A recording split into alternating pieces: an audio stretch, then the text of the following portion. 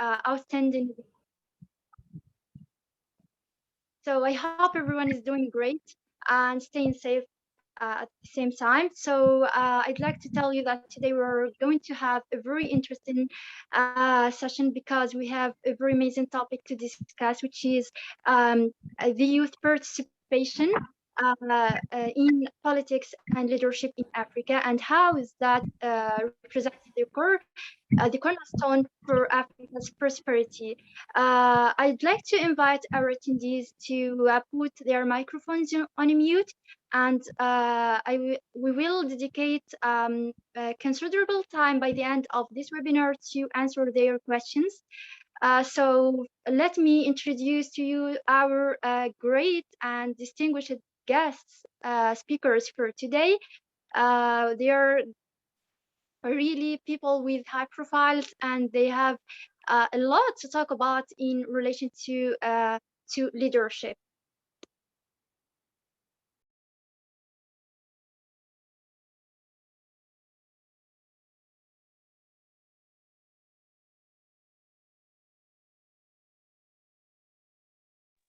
So we have for today Honorable Tsipeng Tita Mosena. I hope I'm spelling the name correct.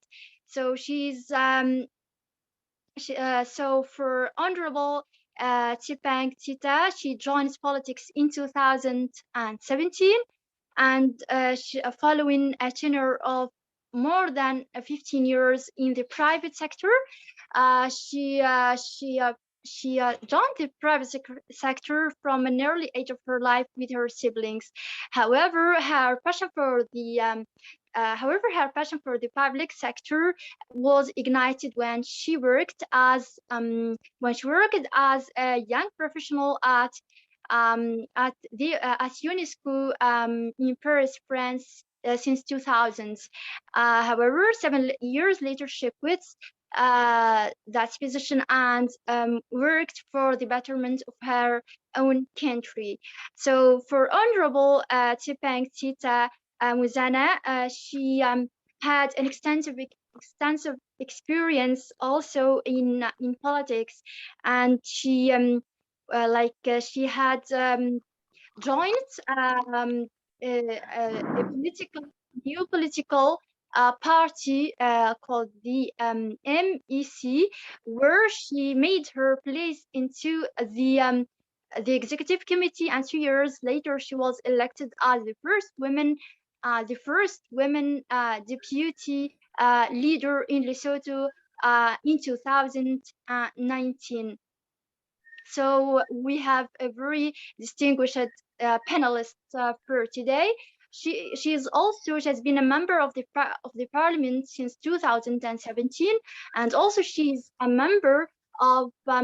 also a member of the SDGs committee and a member of the economic cluster, and also she is a member of the parliament forum, where she contributes enormously in issues in relation to gender and also economic change.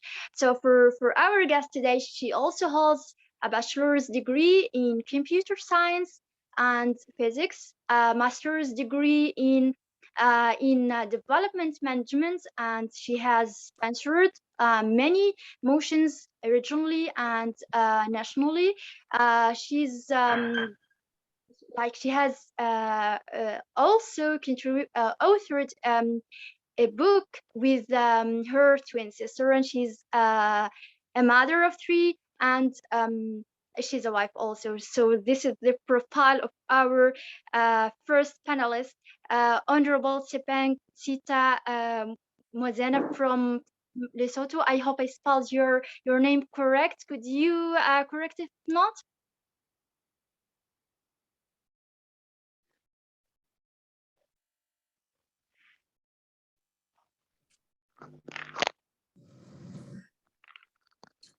She's not yet here. She's not yet here, Mani. We can go to another panelist. Yeah. Okay, so we move. Do we have the other two panelists?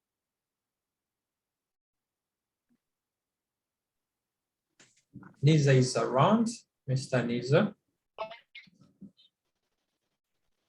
Okay, perfect. So let me move on to give you a brief overview about our second panelist for today.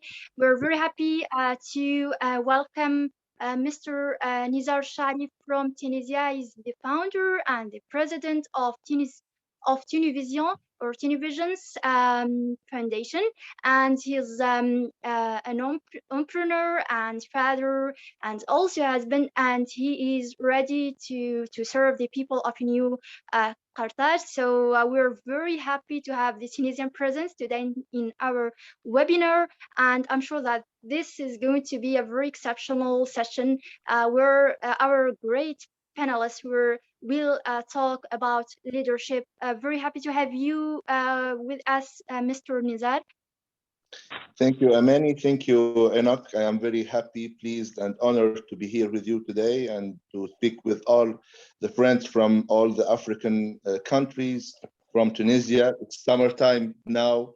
We are very pleased to have a good time here in Tunisia, and we are pleased also to invite you to come in Tunisia to enjoy the very hot and great summer here. I am very pleased to speak with you today, especially that the topic is very interesting and very important for me, politics and participation of youth people in leadership here in Tunisia and Africa. In fact, I am 44-year-old. I am working as CEO of Tunivision Media Group. It's a group from 1997. Now we are working in all the media, marketing, and communication file.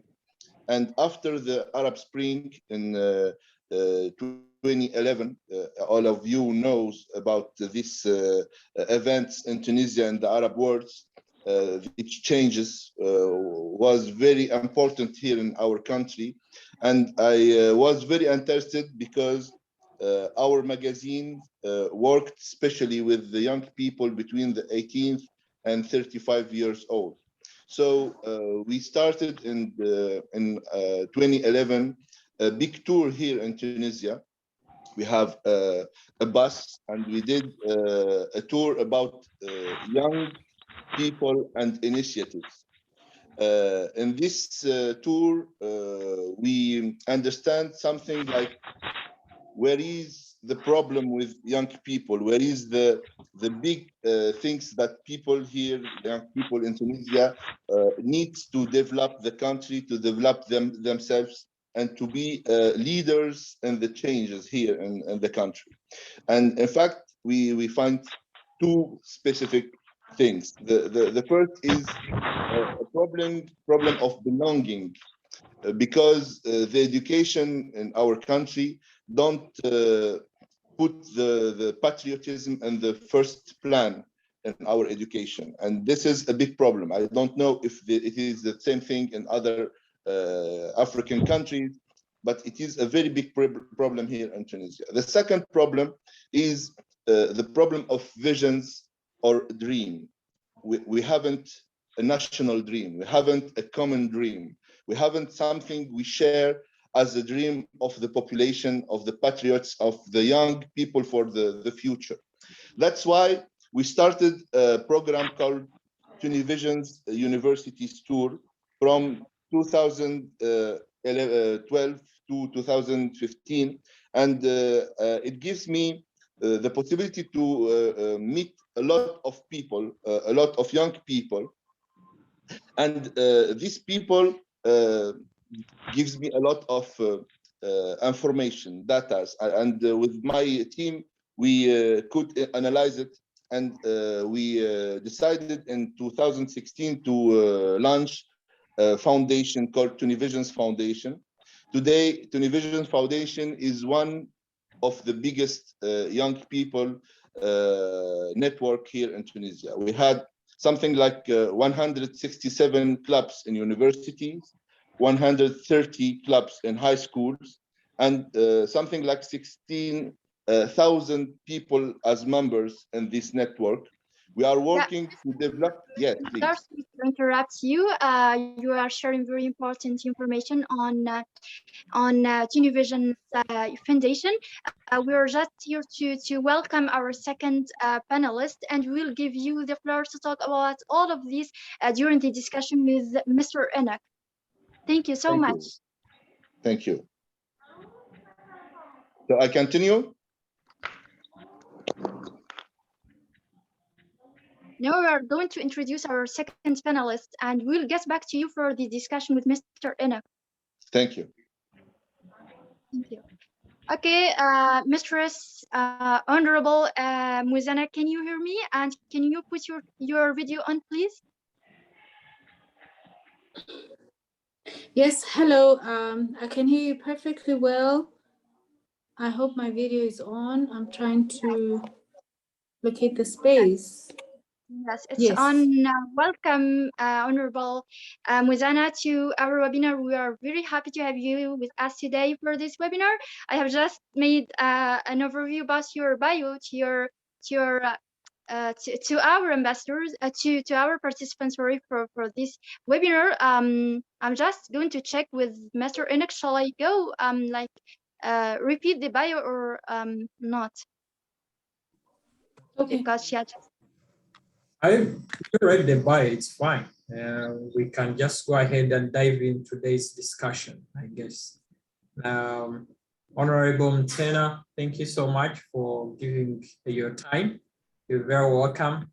Greetings to the Kingdom of Lesotho. And Mr. Nizar, thank you so much for your time. Greetings to Tunis. I hope everyone is doing great, and our young people from every African country. Hello, Africa. So today we have a very special topic, and it's close to our hearts since we are young people, and also the people going to discuss it. That's still young people. You know, you can be old but remain young at heart. So there's one option of being young. So ladies and gentlemen, we have a very important topic in the house, and that is youth participation in leadership and politics, a prosperity cornerstone to Africa's prosperity. And we bring this topic intentional because young people have been argued brilliant is the fact that they make the greatest percentage of Africa's continent. And that's why Africa is called the youngest continent, And I want to begin from Nizar. You founded an organization, an amazing organization.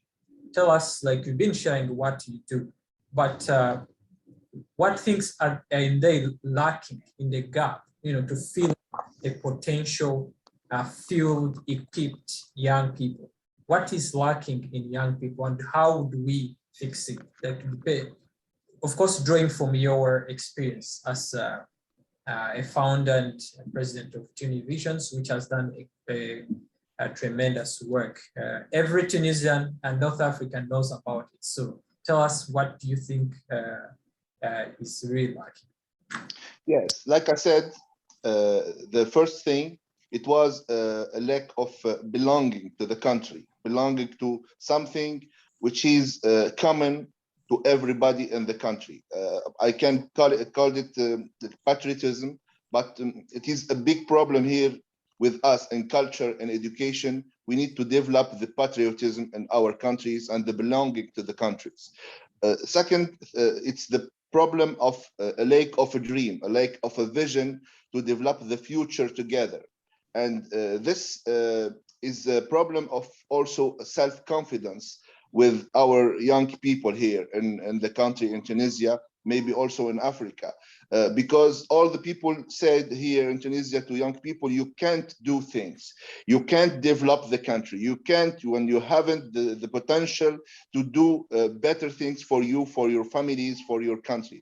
But I think it's time to do things, and all together we can do this development, and we can develop things if we train the young people with soft skills, with vision, and especially with self-confidence. If they can do teamwork, if they can have public speaking, if they can have degrees of university, but also social knowledge, and maybe intergenerational handover with our ways people.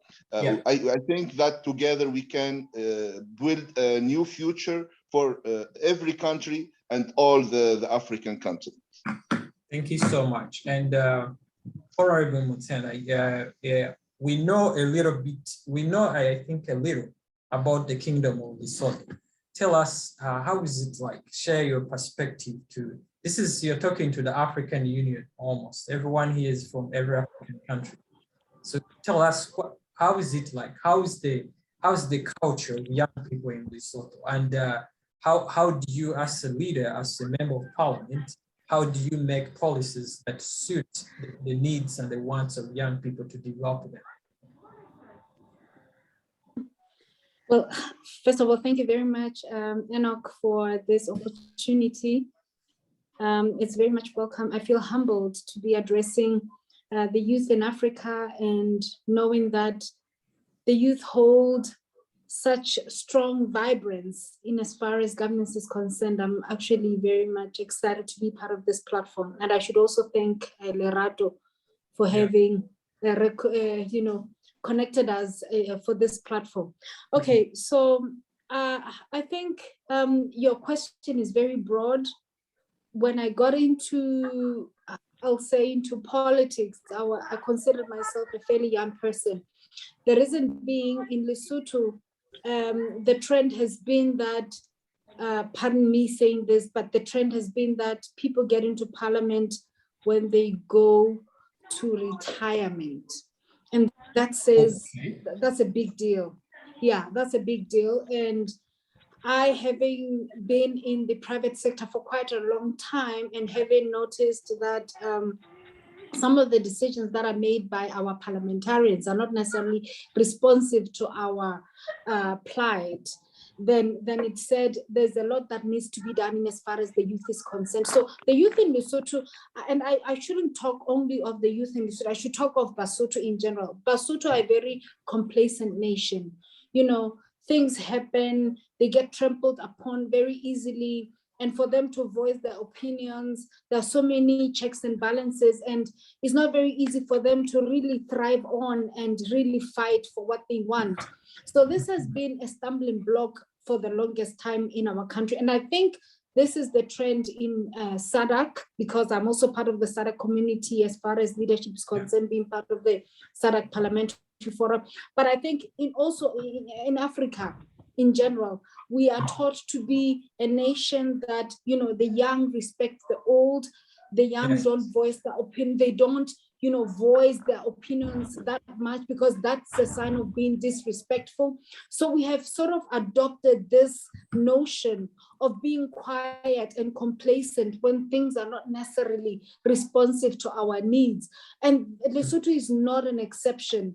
It's exactly what's been happening for the longest time. And we see leaders getting into parliament, getting into positions of leadership where they make policy decisions for the sake of upcoming people, and they are not there to respond to the dire consequences of their decisions. So this is what is happening in Lesotho as well. Yeah. We are slowly but surely dissipating the culture of having old people get into parliament and being policy decision makers. You know, young people are very creative. Young people are very energetic. Young people have solutions, but young people don't find the spirit to believe in themselves. That is what we have in Lesotho. And I know, having been part of SADC, that it's not an exception. What we're experiencing in our country is not an exception to the SADC countries or in Africa in general. That's what I can say. Thank you. Awesome. Thank you so much. The minister from Namibia, she's experiencing the network issue. But yeah, so just for clarity that if she comes in, we welcome her. She's the Minister of Deputy Minister of technology in Namibia, and she's a young person. So I wanted to ask her more questions, but when she reaches, we'll go ahead. But having said that, lacking the drive, like you said, in Africa, we are taught this respect for elders. You don't argue a lot with elders, but life is about arguments, collective arguments. So I want to go back to Nizar. How have you, sharing your own experience and how you work? How have you, ended this spirit of lacking the drive, lacking the momentum, lacking the mentorship and the inspiration to take up leadership position? Specifically today, we are discussing taking leadership. It's not about being skilled, but taking leadership and politically or also socially or in a civil society organization. Yeah. Yes, thank you.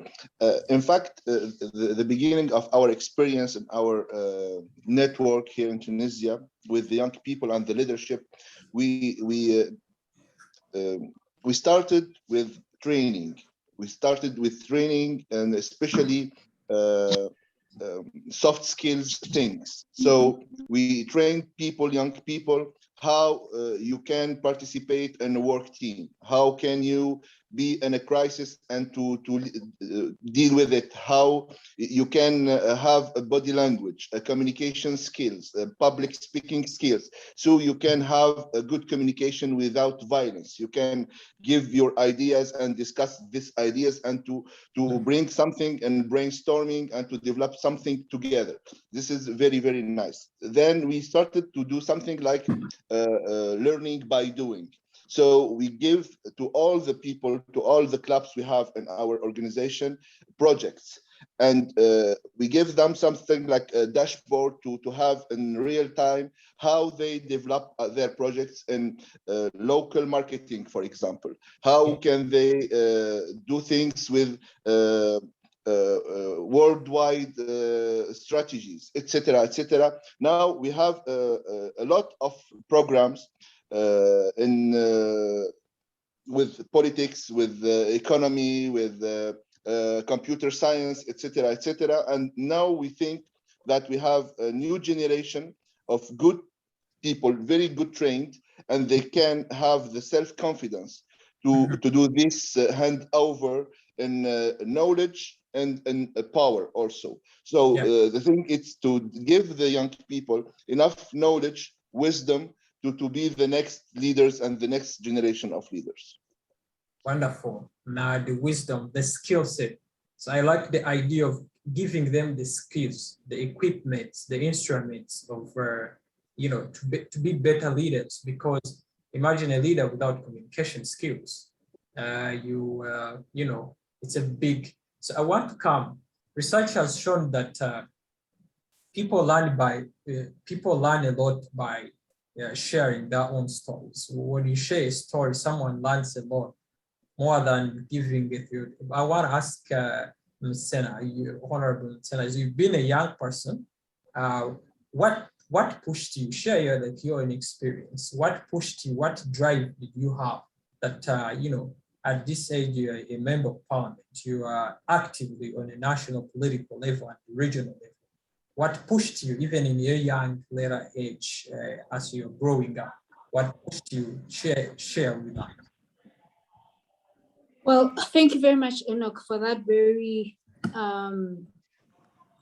deep question, because, for the longest time, I was in the private sector. And I think growing up, I never considered myself to be anywhere near the public sector, particularly in politics, like in the leadership space. I never ever thought of that. And I think that's one thing I want to give to the young people today, that you should never say never. Because when I looked at politics, I was like, this is a very dirty space. This is a very, undecisive space. That this is where you put your life at risk. And for women, we should understand, particularly in Africa, women, when you get into politics, you're putting yourself, in a very vulnerable position. what do you have to support yourself, and what can you stand for in as far as politics are concerned. But there were two things that I think propelled me to get into politics. Granted, growing up, I never thought it would be my space, but having been in the private sector like for the longest time, because I graduated in 1998 and then I was in the private, I started my own business with my family, etc. And we experienced so many challenges. I moved on to, overseas, and then I came back, and then we started our own companies. But I realized that there are so many decisions that are being made by the members of parliament that are not responsive to our needs as the private sector. Needs as the private sector, that's number one, and needs as the youth of the country, that's number two.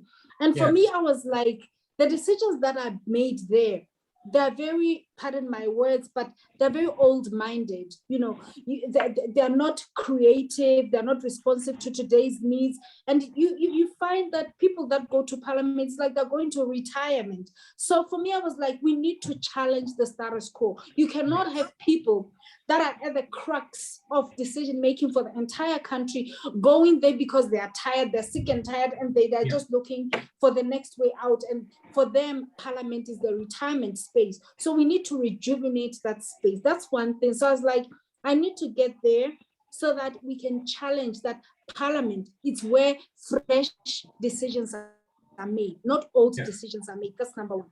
And then number two, I was like, I've been in the private sector for the longest time, and the economic decisions that are being made for our country, they're not being responsive at all. And the reason being, people that get into parliament do not seem to have that much experience of the private sector or interest thereof. So me having been in that aspect, like for over 10 years, I was like, this is my space. I know what is challenging us. So let me get there and try and solve their problems. That's number two. Number three, I was relatively young. When you look at the age of our members of parliament in the Parliament of Lesotho, and when I started off in 2017, I was barely like a youngster in as far as age is concerned, yes, and also in as far as politics are concerned. But I was like, if I get in, there's some young people that can see that it's possible to get into parliament. So that's the third reason. The fourth and the last one is I'm a woman. And we know that politics don't come easy for women to get into. So I was like, if I'm a woman and I get into politics and I give it my best, I'm going to show the other women that it's possible to get into parliament and actually deliver. And I'm proud to say that I have been doing that until now, having started only in 2017, the strides that I have gone through up to now in 2021, they're significant to entice other people to get into the field of politics. That's the reason. Wow, that's very deep. Thank you so much. So the ladies on the platform, you can set the bar high. So you just heard from Honorable, so you can set the bar high. There's no limit. There's nothing like your lady is, you can crucify all those limits and set the bar high. So change the space. I had like what's more sunk in me is the urge to change the status quo, to change the status quo. Why can't we have a prime minister who's 30, who's 25, who's 26, 21? We change the status quo. So that's source of inspiration. I want to bring in Nizar. So you work with these young people every day. Share like your experience building on the points Honorable Mosena shared. What is really pushing young people? Last time we talked about what is hindering them to go into, but now what is really pushing? Are there positive reasons? Are they running away from the harsh realities of society? What is really pushing young people to go into those leadership positions in your own perspective? Yes, thank you for the question. I think every people here in the world, young or not young, they want to be leader in their community. Yes. And I think also everything is politics. The idea is that everything in our life is politics. But the problem that young people are afraid, and especially young women also are afraid to be in this vulnerable possibility to be in the politics fight, because there is a lot of problems. It's a fight. It's a daily fight to improve things, to develop things, and maybe it's an unfair fight. That's the problem also in politics. So we need to develop a powerful young people generation of leaders. This is the idea, and it's also a problem of training, developing, learning, and I think all of these people can't be leader one time. One of our generals in Karchach, called Hannibal, once and up in the time, tell us, when we don't find a way, we must create one. And that's what we are telling these young people. If you don't find the way with the older people, you must create your own way to do politics and to do development, because tomorrow it will be not the time of 80 people years old, 80 years old people, or 90 years old people. It will be the time of 20 or 30 years old people. That's the idea. So it will be your time. You must create your own future, your own ideas, and imagine together. And it's a very important point, I think, because we must know that all as one, we have to do things together. If we can't find the way to do it together, we will not succeed. This is the idea. The first idea is, when we want to do things, we must to do it together and build something common to all of us. It's one of the objectives and one of the ideas I accepted to be here with you, because I really believe in the force of Africa, and really believe that all young people, African young people in the continent and overseas, if we can do things together and work together, we will do something very, very important to us, but to all the humanity. This is the idea, and I think we must succeed into and do it together. Yeah, wonderful. Succeed doing together. And that's why we even emphasize that African require the spirit of networking, the spirit of unity, and the spirit of embracing each other and pushing ideas. That's very important. I want to come again to Mr. Honorable Son. So young people complain the government is not helping us, or civil society is not helping us. And also the government complain, these young people are just enjoying life, taking life easy. They are not serious. So when you look at the two sides, most like in Africa, they crucify the leaders. Our leaders are telling what and why. That's a normal routine. But truth be told, every part has a responsibility to play. I want to come to what are young people not doing right to seize those leadership qualities, and what should they do right to do it, to get those leadership qualities? And on the side of government, civil society organization, what should we do to make an ecosystem of excellence, of support, of building young leaders, just like Nizar was saying, building that force? Your time. I think, this is a very pregnant question, but I must say it's very important for the world to recognize that young people are not a homogeneous society. Yeah. It's very wrong to bundle them together, because we have different levels of young people. And we have young people that are completely dependent on other people by virtue of their age. Let me just put it that way. But then we also have young people that are responsible mothers and fathers and community leaders. And we also have to take cognizance that they have to be recognized for who they are.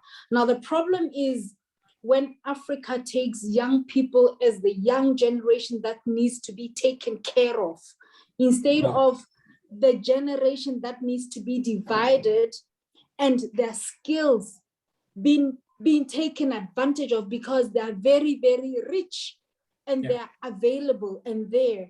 And we need to make sure that we make use of everything that they provide for us. And the other problem is young people are very watchful. You know, they're watchful because the decisions that are being made today, they're going to impact on them tomorrow. Take Africa, the Africa Agenda, for example, 2063. How many African leaders that are living today will be alive in 2063 to sit on the decisions that are made, that they're making today, that are impacting on us? You know, you get into a debt as an African nation, you make a huge decision to sell your minerals or to sell your country, and you are not the one that's going to pay in the future. It's us, the upcoming generation, that's going to pay. And for me, that is the biggest chunk. That's the biggest niche that says young people need to get into the governance space. They need to get into politics, and they need not get there to elect old people. They need to get there to elect themselves, because they will be responsible for these decisions tomorrow. Now, the problem is young people, our African culture, at least I know in Lesotho, that's where it is. And I know like for the SADC region, and I think for the most of the African region, you respect your elders and you give them opportunities. The problem is we give them opportunities at the expense of the upcoming generations. We don't want to see our children, our future generations coming in and pointing at our graveyards and saying, these people made the worst decisions for us. And the reason being, to worship our elders. Please don't get me wrong. We love them. We appreciate their wisdom, but we also need to appreciate that they can get tired and their decisions get tired for us as well. That is why we need to have the intergenerational transformation.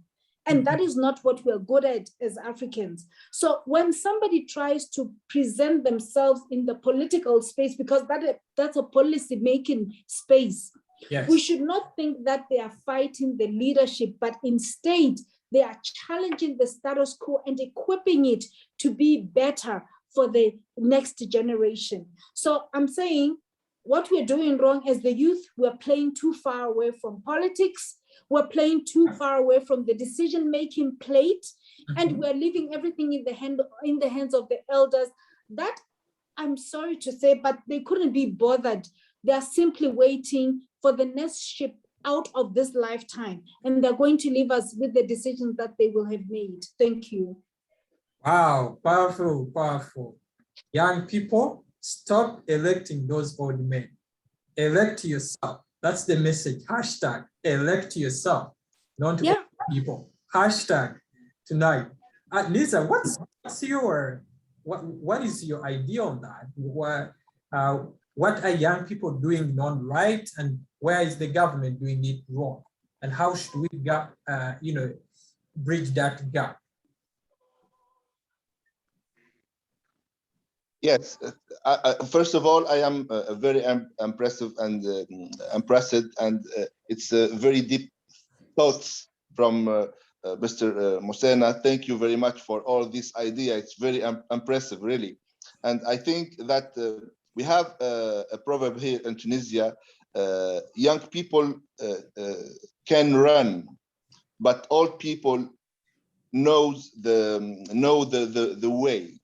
So I think the idea is to mix both of these things. We need to show the young people, when they have the energy to run, the right ways to go faster and to go also very, very long time together. The idea now is how can we give the skills to young people to be better in the politics and to be directly in the good topics, because we have a lot of challenges in our countries in Africa. And we think that the first of all, the education and the culture is the best way today to give the young people the kit, the toolkit to develop themselves and their country. And there is a lot of problem with mass media, because I worked a lot in media field. I think that we have a problem, a lack in the media to develop the idea that young people can do things. And we must show the success stories of young people in all our countries and the continent of Africa, because there is a lot of young, good and successful people, but we just show a football player, we just show actor or actress, but the problem, we have a good scientist, we have good physician, we have good culture man and woman, and all of these people, we don't show them in the mass media. This is one of the problem. The other problem is that all people all the time told other people that young people are failure. They haven't the good values. They haven't the good way to do things. But I think it's wrong, of course. The idea is we must stop the generation gap, and we have the wisdom and especially the love. There is, yes, and we have the wisdom and especially the love between the generation to have a handover and stop this idea that there is a problem.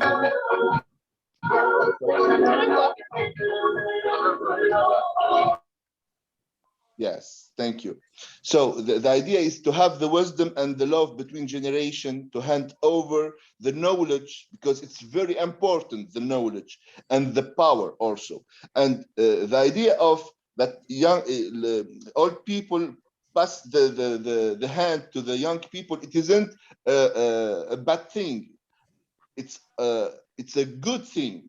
So now we must work together another time to develop this love and wisdom for the best of all the humanity. Yeah, thank you so much. So at the end of the day, what will make us excel is the collaboration between the young and the old, enhancing those positive space, exchange of ideas, passing on the mantra. But I want to ask a question. Are young African people suffering identity crisis? Because here's the thing, that we're so much exposed to media, Western media, Asian media, something. And Nizar, you said something very important, bridging that gap in to get them identity in politically, but also at a national level, to feel Tunisian, to feel African. So I want to hear from you. Do you think it is the problem of identity crisis that sometimes young people make wrong choices, apply applications of solutions where they cannot be applied? For example, I will be practical on this question. Many young people are Democrats. That's what I would say. They want to see a democratic and inclusive society. But the truth is, some of our countries in Africa, of course, it's not all countries, they're driven on still a conservative society. So it is still evolving, not capturing the Western. And so young people, when they are exposed, they want to see this like a liberal mindset. They want to see it like a Democrat, a Republican, like the way it is practiced in the United States. So how do we help our young people? Yes, to love democracy, but not the local context. That's why I say, are they suffering an identity crisis? What's your take on that?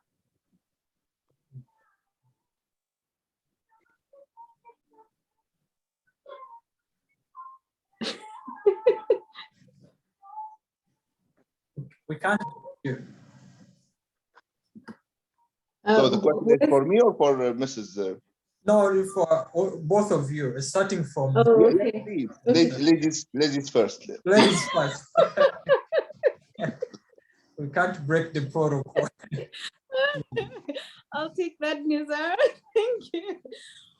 Well, this is a very complex question, but very critical, you know, when we talk of the identity crisis of our African youth. For one, I can say, you know, that there are many factors that talk to what you're placing at the fore, because now we need to address or challenge our upbringing as Africans. How do we identify with ourselves? Who actually determines who we are and how we feel our placement is in the decision making of our different countries or our different nations? But I think ultimately, yes, the exposure that we have says a lot about who we ultimately become or how we eventually make our own decisions. And that is actually the crux of our problem, because we're very much exposed to, I will say, different lifestyles without actually inculcating our own, who we are, our nations. And that says we sort of lose a sense of identity, a sense of belonging, because we want to be like those we see to be appreciated more by the world, or those we see to be thriving. A few weeks ago, I was attending a seminar or a session where we were actually talking about our own indigenous knowledge, indigenous culture. And what emanated from that session was that we have killed our own indigenous knowledge, our indigenous identification, because what we see every day when you turn on your TV, your radio station, what you're listening to is actually an idealization of who we should want to be instead of what we have thrived to be as the African nations. And for me, that's a very big problem, because it says we lose our identity, we sort of do away with who we have been for the longest time, and we start wanting to be who we have not been. And that, you know, it distills who we are as an African nation, ultimately up to the level where we are saying, what do we want to be? What do we want to believe in? What are we providing for who are looking at us? And take it this way, an African child, when they grow up, they want to be a solution provider for their current challenging solutions, or rather current challenging situations. And the solutions that they're coming up with, they're emanating from who we are as a rooted nation. They're emanating from who we have been idolized with. Yeah. When you look at the TV, when you're listening to, when you're reading the newspapers and whatnot, so you start identifying with this culture that's not necessarily African. And the question is, where is our Africanism at the end of the day? Who do we identify with as the solution provider to the problems that we're having? We find our cultures, you know, being dominated, because now we've started being a receiving nation instead of a giving nation. We start off now understanding that we have to respond to the needs or the wants or the ideologies of those that are providing solutions for us. Talk of COVID-19 right now. We're in a very desperate situation, and we want vaccination, we want assistance and whatnot. And who are we looking to provide the assistance? And what are the conditions that are coming with that? So for me, that says, as the African child, what is it that you are bringing to the table that you are saying emanates from your indigenous culture and is going to provide for solutions for yourself, ultimately, so that you become who you need to be in your space and not what somebody else from another community wants you to be. I'm not sure if I'm really bringing out this very well, but for me, it says We are not dependent on our indigenous knowledge, indigenous culture, and we have diluted it so much with westernized solutions to the extent that we don't understand exactly who we are as the African nation and what we need to bring to the table for the solution. Thank you very much. Indigenize. What's your take, Nizar? Yes, it is right, and I think also in a very long time I was discussing with Occidental friends, and they told me Africa will be the next big thing. I told them Africa from the origin is the biggest thing. So just stop our social engineering on us. Yes. Stop dividing us. Let's us return to our roots and our origins and our first thing. You will know that Africa is the beginning of the world and the humanity. And I think that we have to give our thinkers the idea of Africanity to develop the future. Africa have all over the world thinkers, doers, minerals, natural things. It is a best place to be in the next century, maybe next thousands of years. But the idea is we need to develop together an African thinking, an African future, an African idea without dividing people from their origins, from their countries, from their religions, etc., etc. We are all African, and we must work together to develop the best future for Africa. Perfect. What I get from you, the summary I get from you, from Mr. Nizar, Honorable Mosena, is identity is so critical and central to your existence. And second, unity. Definitely, if you know your identity, you come together, the people you identify. So the question is understanding. So thank you for answering my good questions. I hope they were not too hard to answer, to scratch your mind. Everyone learned, I learned a lot from you. And our audience have questions. So I want to give the opportunity to the audience to ask questions. Yeah. I'd like to thank our panelists for the very interesting share of information. They have enlightened us in relation to the topic of leadership. So we are really very proud to have them for today. And I'm sure that all of our audience have gained knowledge on leadership and are motivated and inspired to take action for Africa, because we are the wealth of Africa, and we need to like we need to train leaders, because with professional leaders, with competent leaders, we can build the Africa we want. So I think that, and if we have many leaders like from all countries, it will make it let's say here, we will make the job together, because many hands make a lighter work.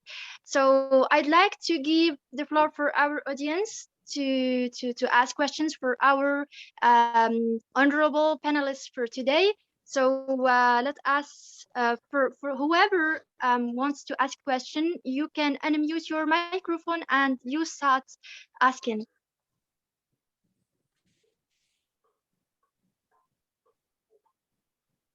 Hello, can I speak? Yeah, sure. Go ahead. Hi. Thank you. Thank you for giving me the floor. I want first of all to thank everyone today.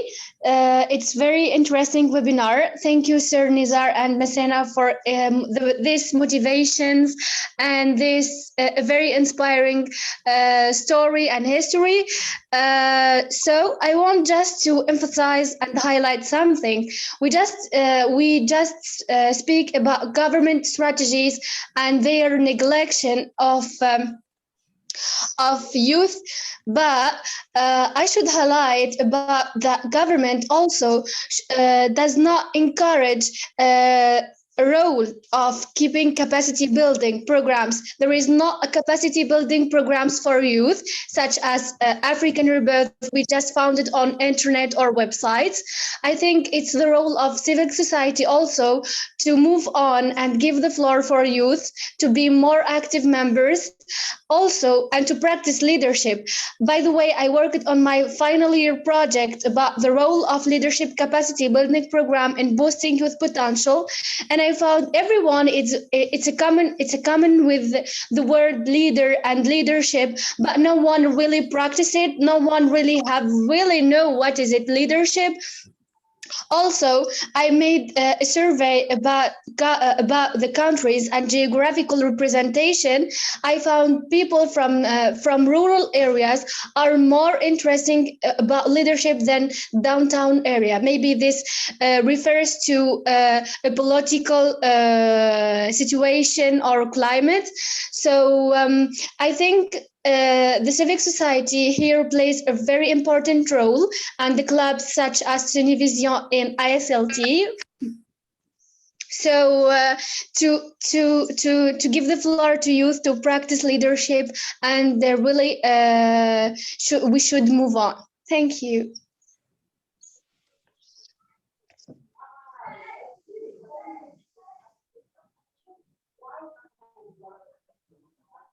Thank you, Amini, for the feedback and for the comments. And it's interesting that you have your project at university about leadership. We appreciate how the youth are aware of the importance of leadership, and our presence at the mentorship program at African Rabat is the proof of how leaders, young African leaders, are aware of the importance of leadership. So, Mr. Nizar, do you have anything to add or to comment on our participant, our mentee, Amani? She is also from Tunisia. Yes, thank you very much. I agree with her with the idea that the civil society must do big work to develop the leadership in with young people and with women. We work together on 2 or 3 files, in fact, with young people, gender empowerment, and especially gender leadership. It's more important than just gender empowerment, and local and rural places empowerment, because we think that the idea of sustainable development in a country needs to have justice in the development, and all the people must have the same possibility, the same potential to develop themselves. So it's true, all that the participant said is true, and I think that we must develop a civil society network in Africa to maybe develop more these ideas, to have more justice and possibilities and potential for all the countries and young women and rural places to have the good ideas. I think that we have a conservative countries. I think that Iraq have the right idea to tell us that we have a conservative orders, but we must change that, and young people will do it.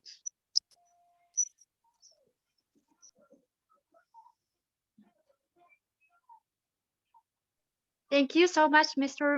Nizar, for clarifying things and for suggesting how leadership should be linked to society and to the youth. It's very important and very informative indeed.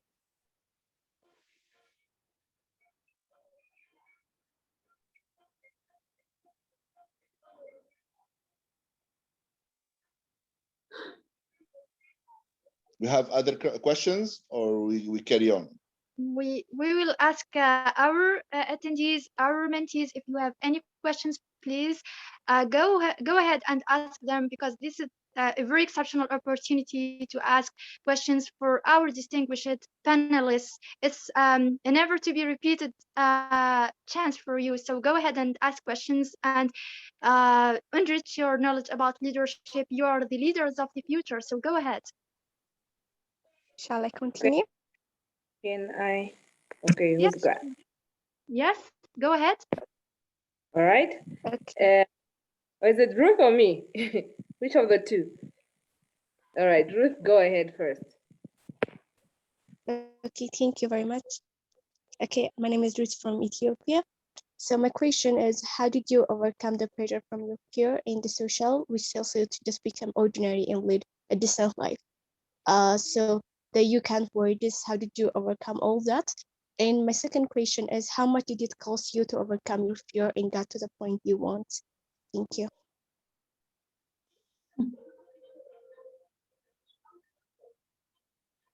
Was I audible? Not very. Okay, shall I repeat my question?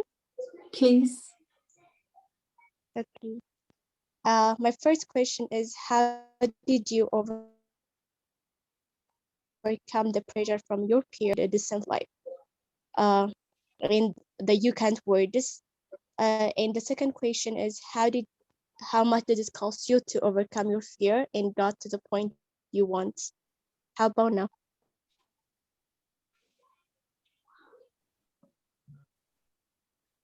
You guys, did you get the question? Nizar and one of Mosena? I think Nizar got the questions. I think it's a question about how we did win our fears. It's a good question, in fact.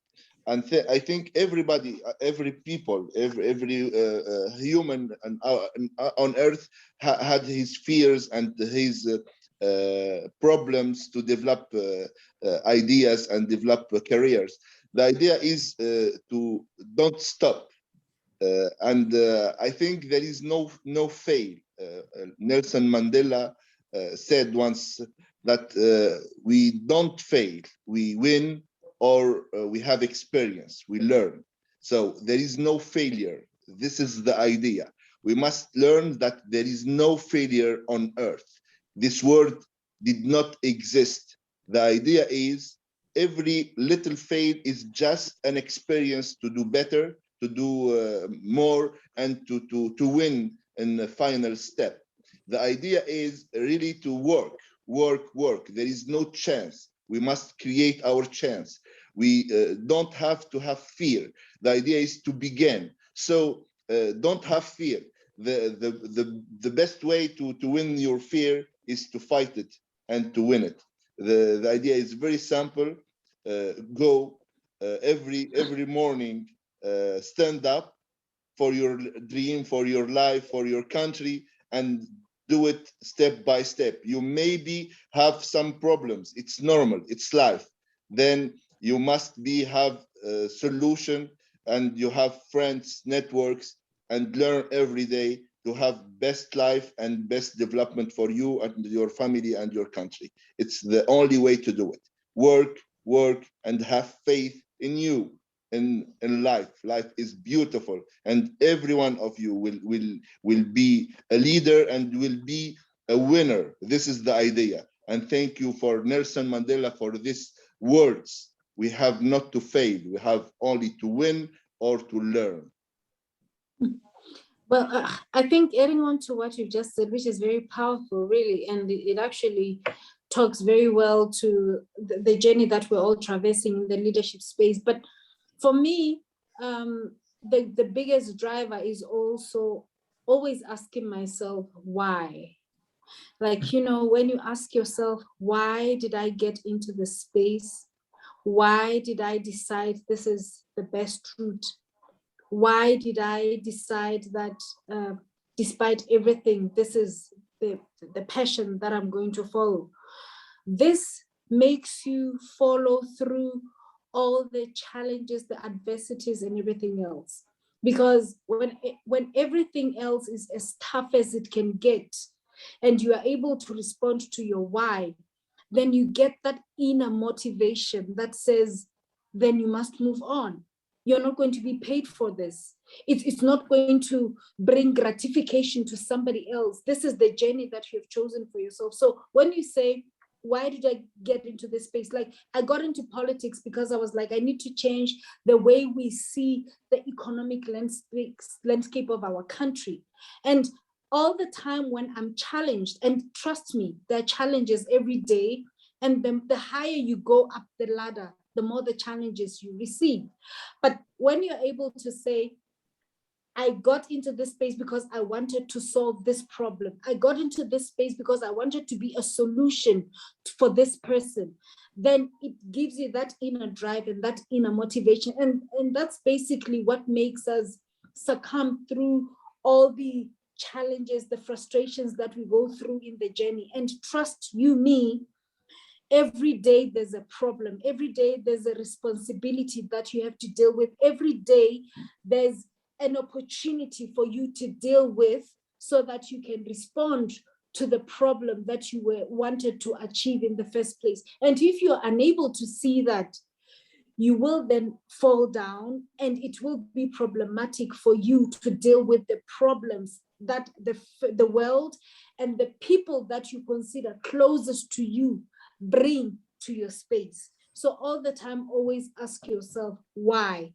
And if your why is not strong enough, then you're going to succumb and you're going to fail. That is what is keeping me where I am. And I know that above everything else, I know that I believe and I trust in other people. I don't have the solutions all by myself, but I surround myself with everybody else that can help me go through or traverse this path of leadership.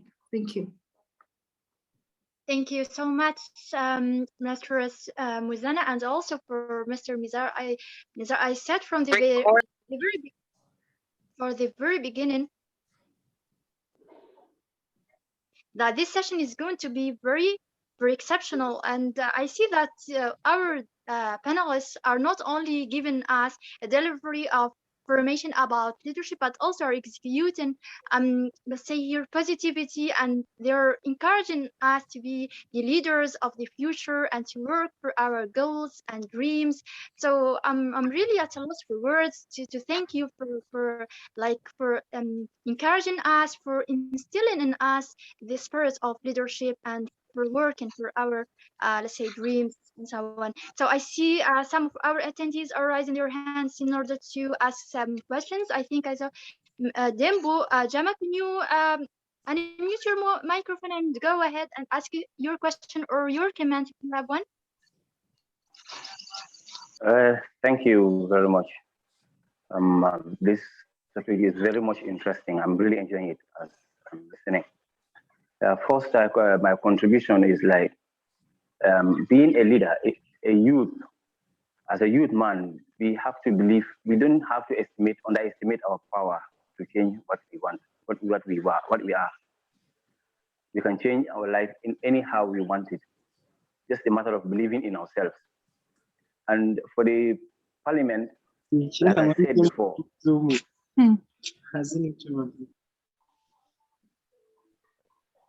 like I said before, even the parliament, if they don't want to listen to us, we have to make them listen to us. We have the power and we have the majority. So my question is, as a leader, what are the qualities of a good leader? The qualities of a good leader. Thank you very much.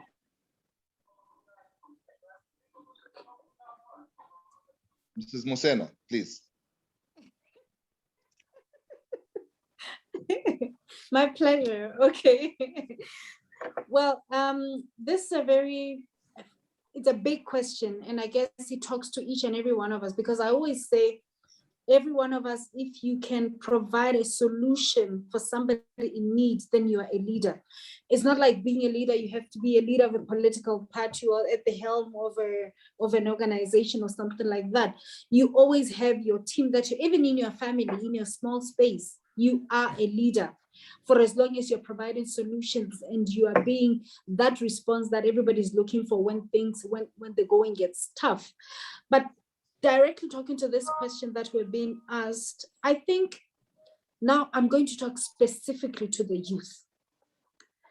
There tends to be this understanding that when we make a lot of noise, when we show that we are annoyed, you know, like how children behave when they are frustrated with situations, then that's how we are getting our points across. That works to a certain extent, but having been in, I also in the public space, having been a member of parliament for like 3-4 years now, I have learned that as the youth, there is a need to make actions where they count. You know, when you make a mass, you know, a mass act, you know, and there's a protest movement somewhere, it talks to a certain extent, but it does not yield results. We need to know who are the right people to talk to so that responses that we're looking for can be received. If you are busy making noise, for example, in the media, you know, young people, I know we are very prone to, you know, get into the social media space or even going on radio and talking lots and lots about how we're dissatisfied with whatnot. Trust you me, the elders or those that are in the decision-making spaces, they know that you can make as much noise as you want, but nothing is going to happen. You need to go to the right spaces for things to be activated. For example, you cannot be going over the radio and, you know, voicing your dissatisfaction on whatever is happening without actually addressing the people that are making you dissatisfied in the first place. And I learned, having been out of the parliament, having been in the private sector for the longest, I know that people that were making decisions for me that I was disgruntled of, they were those people at parliament, and I was afraid to actually approach them and tell them that you are not making the right decisions for me. So for the youth, it's very important to know that there are committees in parliament that exist for you. If people are in parliament, they're saying they are represented.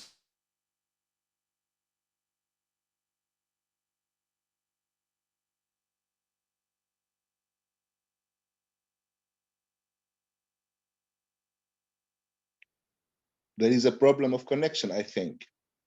Yeah, I think Mr. Mosena is having a problem with network.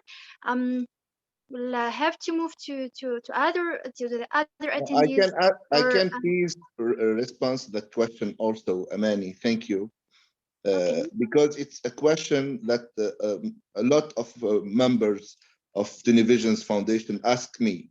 And I think it is a good and very, very deep question. The idea how to be a leader, how? I think the best way to do it is to start to be a good manager, because a leader is something very big. It's a knowledge and experience. But let's begin to be a manager, a good manager. What is a good manager? It's something like 4 words. It's planning, organizing, leading, controlling. It's very simple. Planning, organizing, leading, controlling. Let's have these 4 words in our minds, and step by step, if we can have this word and can do it right on the field, and we can do good project with us, it's a long life learning. We must learn every day, develop our listening capacity, and of course, have faith in our capacities. So the idea is to begin as a good manager, to be a part of a team, to have faith in yourself and your team, to develop and to do good things, and everything will be gonna be all right, and you will be a good leader if you have the good dream.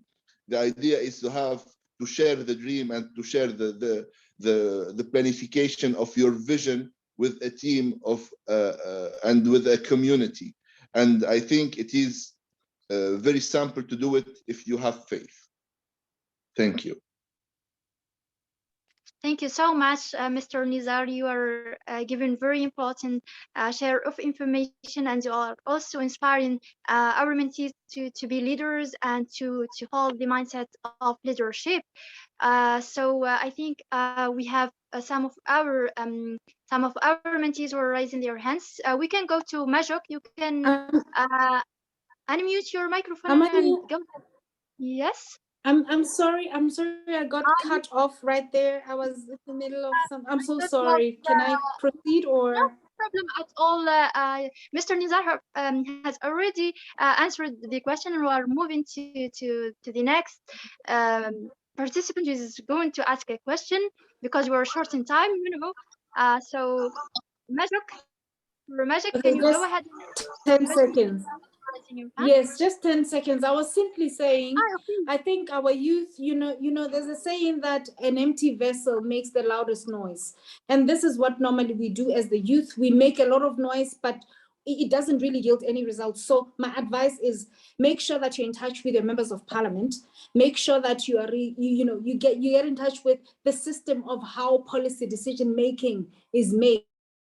Because if you are not cognizant with that, you will keep on complaining and nothing will happen.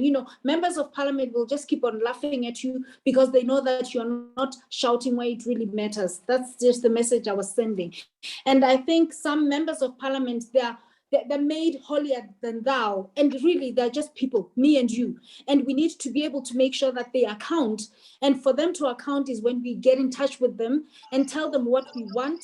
They are not experts ultimately, and if they're not experts, we need to tell them what we want and nudge them for the decisions that are making in parliament. That's just the message I wanted to make, because I think the notion that I've received for now is that people, when they get into parliament, it's like they have solutions for everything, and that is not true. Thank you.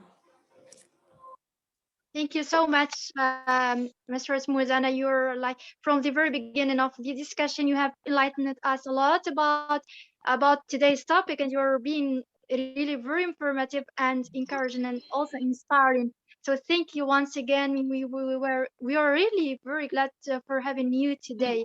So let's move to Majok, one of our attendees. Do you want to ask a question? I see that you're raising your hand. Yes, yes, please, Amani. Thank you so much. Good evening, Okay, go ladies and ahead. gentlemen. Welcome. Yeah, thank you so much to our guest of today. It's a really fruitful discussion, and I have learned a lot. My name is Majok from South Sudan, and I will have two questions to our guests of today. First of all, I first need to comment, and then I will ask my question. What I want to say about our young leadership participation with the current government is always becoming a challenge, because you find out that young leaders are not encouraged to participate in all the government institutions. And for instance, in South Sudan now, you may find that most of the young leaders are working with NGOs, national, international organizations, and UNs, because they are not allowed. Most of them are not allowed to participate in the government institutions, and it is because that those who are there are like the old people who always can depend on their own friendships, but they cannot allow the young people to come and work. This is one of the challenges that people are always facing as a young leaders. What I will say, I will just need to ask two questions. One is that why is it in Africa, why is it very difficult that young people are not allowed to participate in the power sharing, especially when it comes to these old people in the leadership? They don't want the young people who will come and work for the community. This is one of the question. Another question also will go to Nizar direct.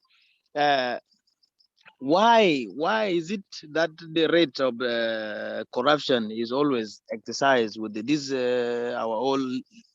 our big leaders, and as a young leaders, people are not considering that they are not doing anything, but most of the people are corrupted. They are practicing corruption, and they are not doing any development. And you find in Africa there is always issues regarding to corruption, and because that the young leaders are not in the leadership to make sure that they work for people, but the old people work for themselves. Why is it always like that in Africa? Those are my two questions, and thank you so much for the opportunity, Amani.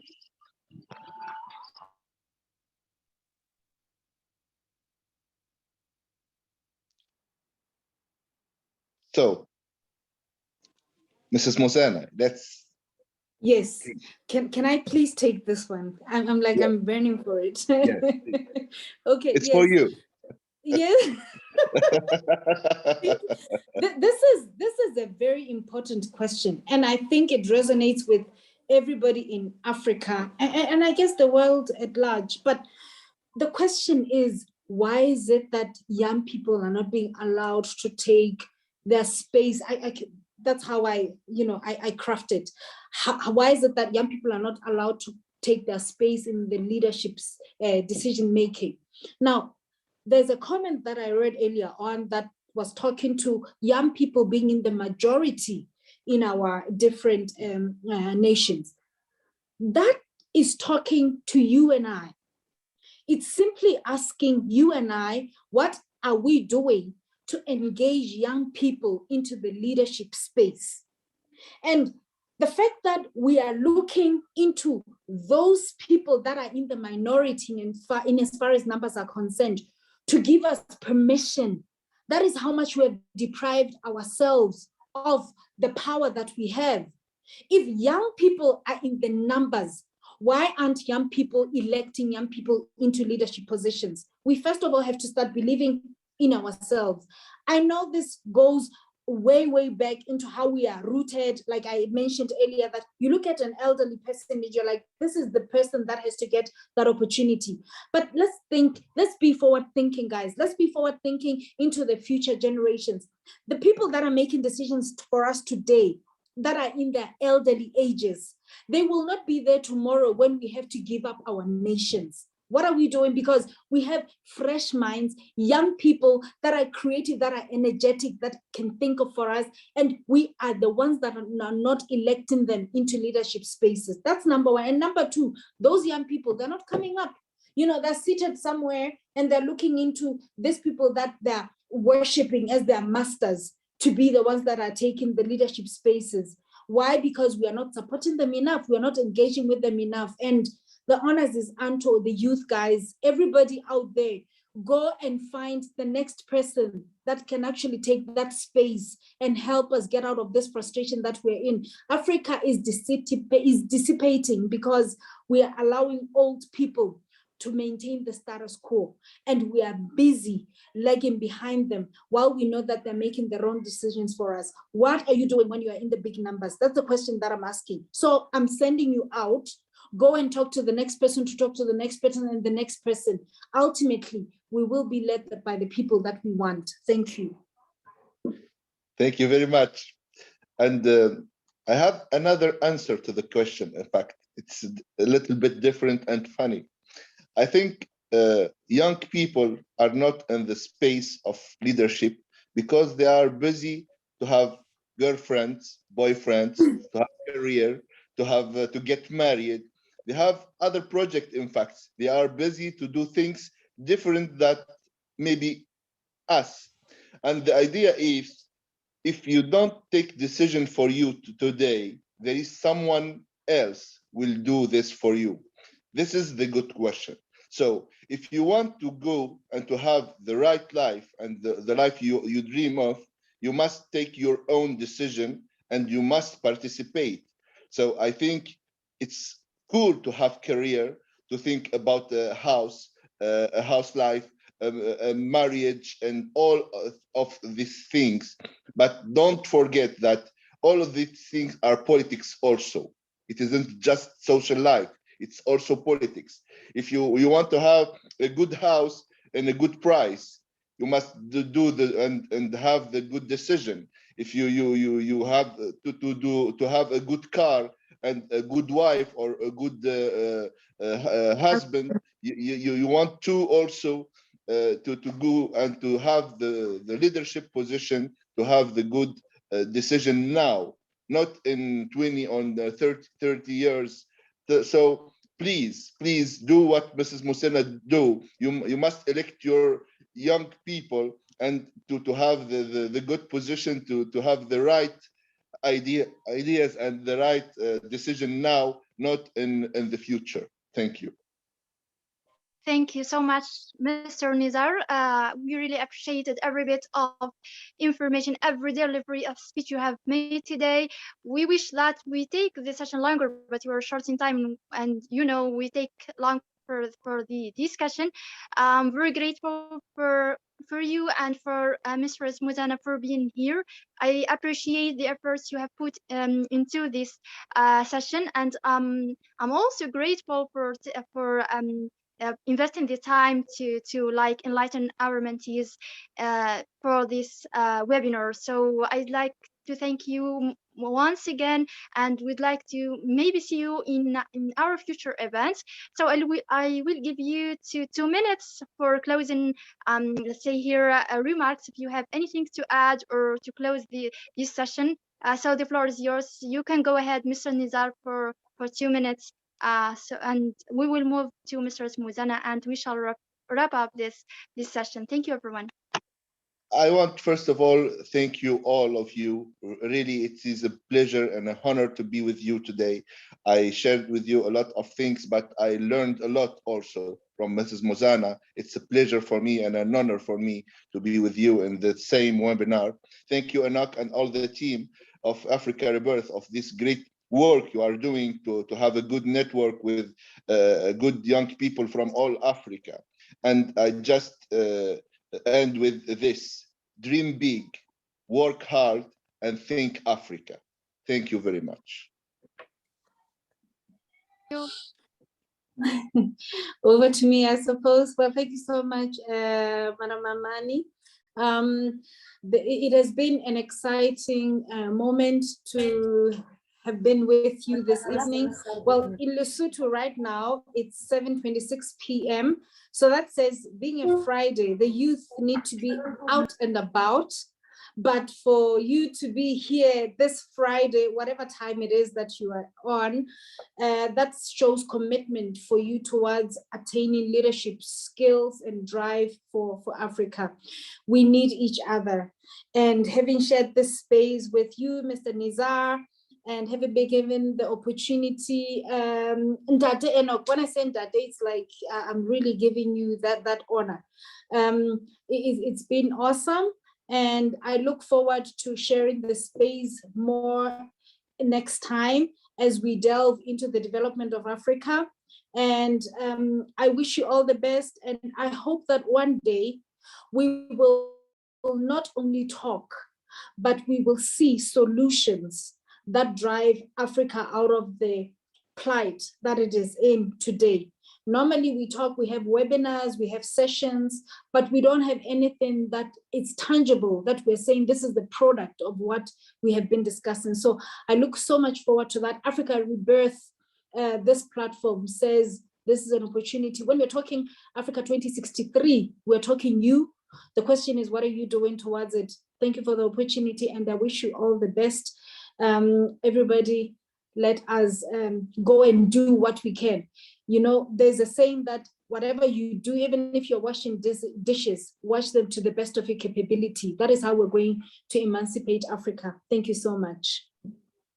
Thank you so much, Mr. Mosena, for the enlightenment, for the positivity, and for everything, for the delivering such an amazing webinar today. We're very proud and happy to have you within us.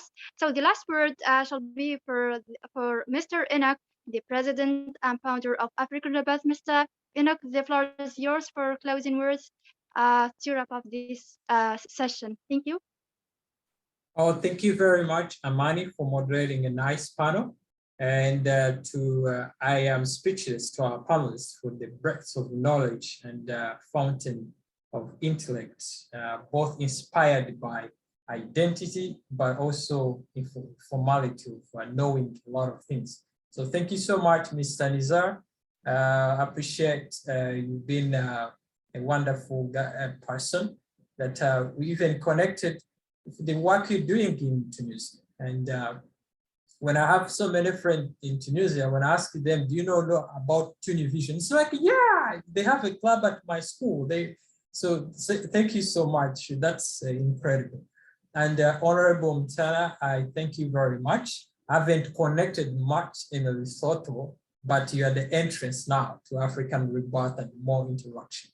I highly recommend your work, the passion, the charisma, the eager for what you're doing, even the member of parliament.